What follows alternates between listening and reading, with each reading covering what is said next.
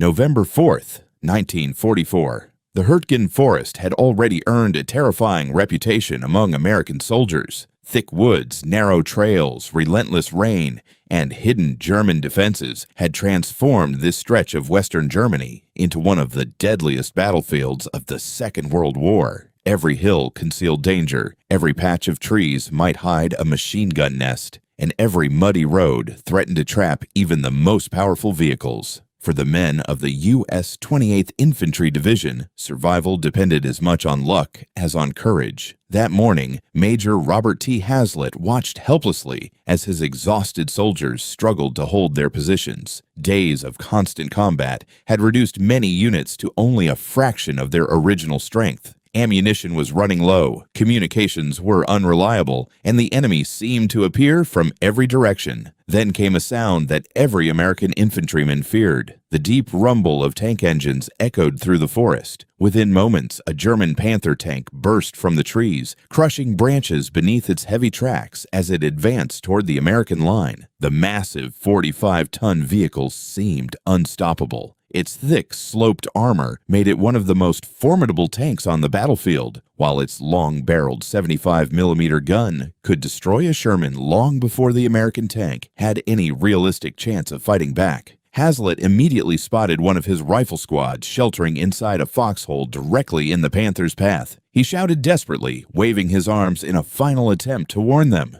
But the roar of engines and gunfire swallowed his voice. Seconds later, the Panther rolled directly over the foxhole without slowing. Tons of steel crushed the defensive position beneath its tracks before continuing toward the American lines as though nothing had happened. For Hazlitt, the horrifying sight confirmed what he already knew. Without armored support, his infantry could not stop the German attack. He grabbed his field radio and immediately ordered a withdrawal. The surviving soldiers began pulling back through the trees, firing occasional shots behind them while searching for better defensive positions. Every minute they remained exposed increased the likelihood of complete destruction. What they desperately needed was American armor. Several miles behind the front line, that armor was fighting an entirely different battle. Lieutenant Raymond Flace and the Sherman tanks of the 707th Tank Battalion were attempting to reach Hazlitt's position. But unlike the German tanks advancing across prepared routes, the Shermans were forced to navigate narrow forest trails that had been transformed into rivers of mud. The recent rain had turned every road into a swamp.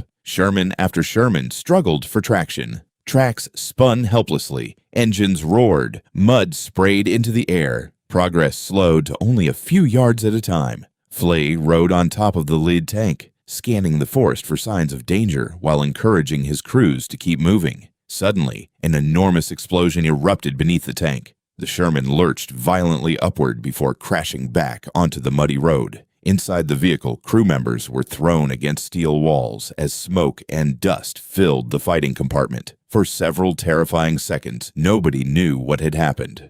Then reality became clear. The lead Sherman had struck a German anti-tank mine. Fortunately, the explosion had damaged the suspension instead of penetrating the hull. Every crew member was still alive, but the tank itself could no longer move. Even worse, the disabled Sherman completely blocked the narrow forest trail. The remaining tanks had nowhere to pass. Behind them, the rest of the column came to a stop. Time was slipping away. Flay understood exactly what every passing minute meant. Up ahead, American infantry were fighting alone. German armor was already advancing. If his tanks failed to arrive soon, the defenders might not survive long enough for help to reach them. Thinking quickly, Flay ordered his platoon to retrieve heavy towing cables. One Sherman positioned itself as an anchor, while engineers attached steel cables between the disabled vehicle and nearby trees. Another tank cautiously attempted to climb around the wreck, using the edge of the muddy trail. It was an incredibly dangerous maneuver. Only a few feet separated the Sherman from a steep embankment.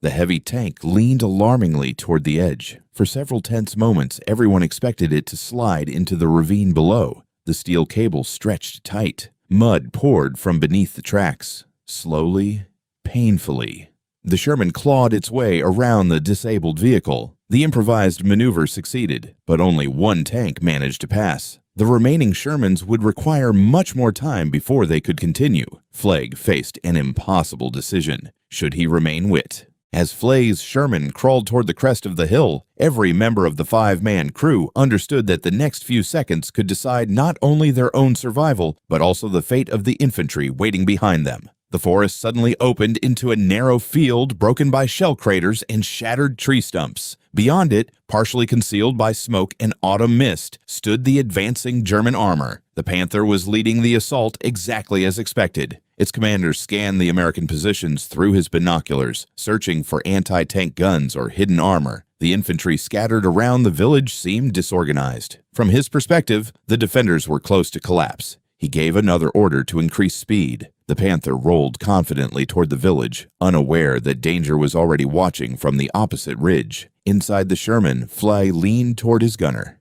"There's our target." The gunner immediately rotated the turret. The long American 75mm cannon slowly aligned with the German tank's exposed side. For a brief moment, the Panther presented exactly the opportunity every tanker hoped for. Its side armor faced the Sherman. It was the weakest part of the vehicle. If the shot landed correctly, the fight could end instantly. The gunner settled the crosshairs. The loader waited beside the ammunition rack. Every man held his breath. "Fire!" The Sherman recoiled violently as the cannon erupted with a deafening blast. The shell raced across the open ground. A bright flash exploded against the Panther's side. But something was wrong. Instead of punching through the armor, the shell burst harmlessly against the thick steel. The Panther shuddered but remained intact. Inside the Sherman, confusion spread through the crew. The gunner looked back in disbelief. "I hit it." "You did," Flagg answered. "Shoot again." A second round was loaded. The cannon fired once more. Again, the shells struck the Panther. Again, there was no penetration. Silence filled the fighting compartment. That made no sense. At this range, with the Panther's side exposed, the Sherman should have had a chance of inflicting serious damage. Then the loader suddenly froze. His face turned pale. "Lieutenant," Flagg looked toward him. "We've been firing high-explosive ammunition." For a split second, nobody spoke. During the chaotic journey through the forest, Flagg had transferred into another Sherman after leaving the disabled column behind. Unlike his own tank, this vehicle's ready ammunition rack had been prepared for supporting infantry rather than fighting enemy armor. Instead of armor-piercing shells, they had loaded explosives. The shells were powerful against bunkers, buildings, and infantry positions, but against the Panther's thick armor, they were almost useless. A cold realization settled over the crew. They had just announced their position to the enemy, without actually damaging him. "Armor-piercing!" Flay shouted. "Now!"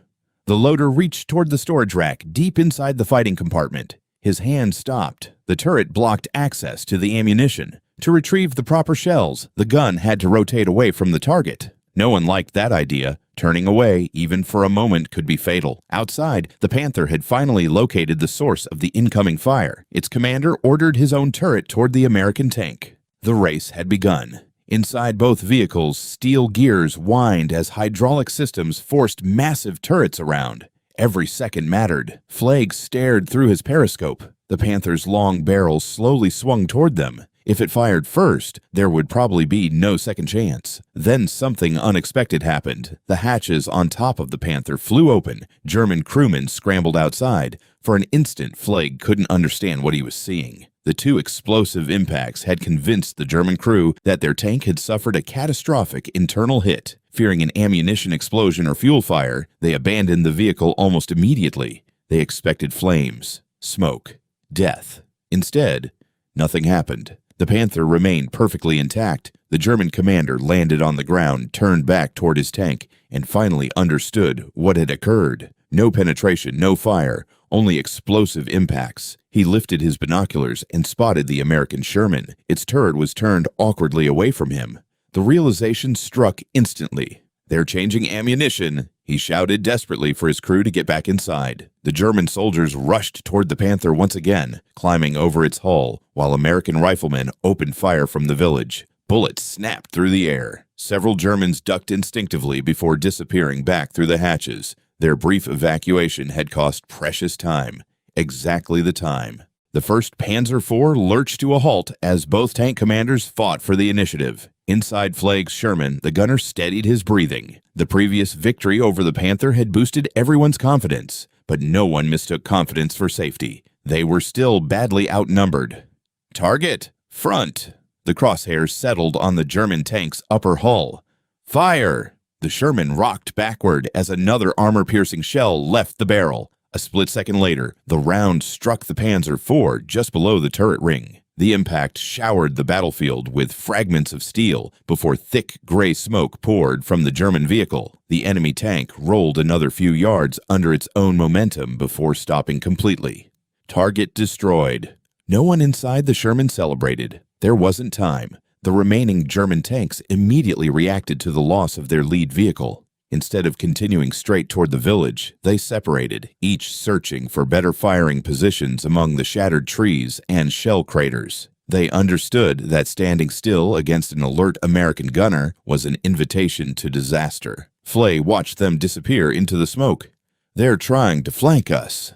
The situation had suddenly become much more dangerous. One enemy tank disappeared behind a stand of pine trees, while another moved toward the right side of the ridge. If both appeared simultaneously, the Sherman would be forced to choose which threat to engage. A Sherman could fight one opponent, perhaps two with luck, but against multiple tanks attacking from different directions, survival became increasingly unlikely. Meanwhile, Major Hazlitt was reorganizing the battered infantry inside the village. The brief success against the German armor had bought precious minutes. Machine gun crews shifted to stronger positions. Bazooka teams moved between ruined buildings. Riflemen carried additional ammunition from abandoned supply trucks. Every soldier understood that the German attack was far from over. Across the battlefield, German commanders reached the same conclusion. The destruction of the Panther had been an unexpected shock. Reports spread quickly through the advancing units. An American Sherman had knocked out one of Germany's most feared tanks. Some officers dismissed the story as exaggeration. Others blamed poor coordination. But regardless of the explanation, one fact remained undeniable. The American defenders were proving far more stubborn than expected. German artillery soon attempted to change that.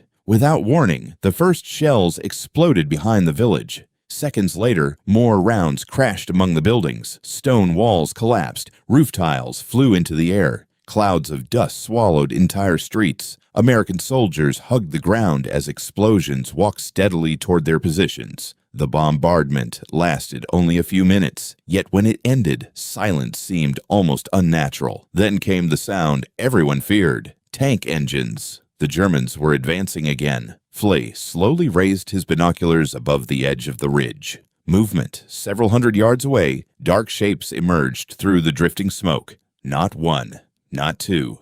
An entire line of German armor. Behind the surviving Panzer IVs came fresh vehicles from reserve positions. Supporting them were half-tracks loaded with infantry moving cautiously from tree to tree. This was no longer a local skirmish. It was becoming a coordinated assault. Inside the Sherman, the radio suddenly crackled. Another American voice broke through the static. "Lieutenant Flagg, this is Baker 2. We're almost there." Flay immediately recognized the call sign, his delayed platoon. The Shermans trapped in the mud had finally broken free. He looked toward the forest road. For several anxious moments, nothing appeared. Then, a familiar silhouette emerged through the trees. Another Sherman. Moments later, a second. Both tanks were coated in thick layers of mud, their suspensions packed with leaves and broken branches from forcing their way through the forest. To the exhausted infantry watching from the village, they looked like reinforcements arriving at exactly the right moment. The American line had doubled its armored strength.